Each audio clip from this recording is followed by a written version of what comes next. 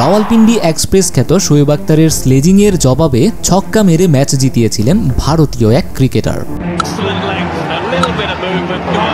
দ্রুতগতির এক বাউন্সার, এরপরেই নিজের স্বভাবসুলভ ভঙ্গিতে ব্যাটসম্যানকে স্লেজিং করেছিলেন বিশ্বের সবচেয়ে দ্রুতগতির বোলার পাকিস্তানের শোয়েব আখতার। ব্যাটিং প্রান্তে থাকা হরভজন সিং তখন কিছুই বলেননি, অপেক্ষা করছিলেন কিভাবে শোয়েবকে সেই স্লেজিংয়ের জবাবটা দেয়া যায়। শোয়েব আখতার যাকে স্লেজিং করেছিলেন সেই হরভজন সিংই শেষ ওভারে ছক্কা মেরে দলকে এনে দিয়েছিলেন অবিশ্বাস্য এক জয়। ছক্কা মেরেই পাক পেসারের চোখের দিকে তাকিয়ে হরভজন ইশারায় শোয়েবকে বুঝিয়ে দিয়েছিলেন আজকের নায়ক তিনি।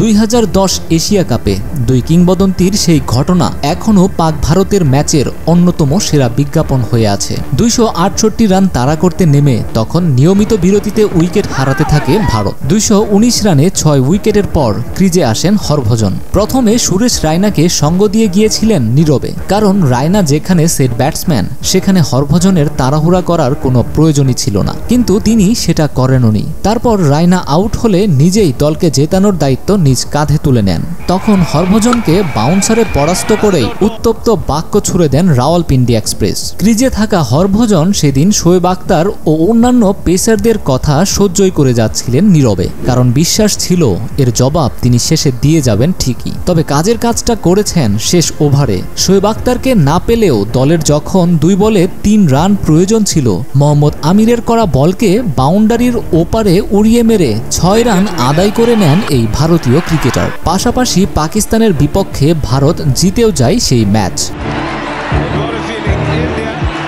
এরপরেই হেলমেট খুলে থার্ড ম্যানে দাঁড়িয়ে থাকা শোয়েব আখতারের দিকে তাকান হরভজন, সেই সাথে গর্জন করে উঠেন খেপা বাঘের মতো। অন্যদিকে শোয়েব আখতার ভি চিহ্ন দেখিয়ে নীরবেই চোখ সরিয়ে নেন হরভজনের দিক থেকে।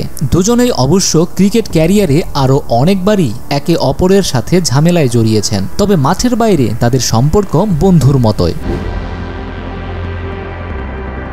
গত বছর লিজেন্ডস লিগ ক্রিকেটে আবারও দেখা হয়ে যায় এই দুই কিংবদন্তির। কথার মাঝে এক পর্যায়ে শোয়েব আখতার মনে করিয়ে দিয়েছিলেন সেই ছক্কা এবং স্লেজিংয়ের কথা। হরভজন পাল্টা জবাবে বলেন, তুমি বোলিং থাকা অবস্থায় অন্য কিছু বলেছিলে আমায়, কিন্তু আমি চুপ করেছিলাম এবং জবাবটা আমি ব্যাট দিয়েই দিয়েছিলাম তোমায়।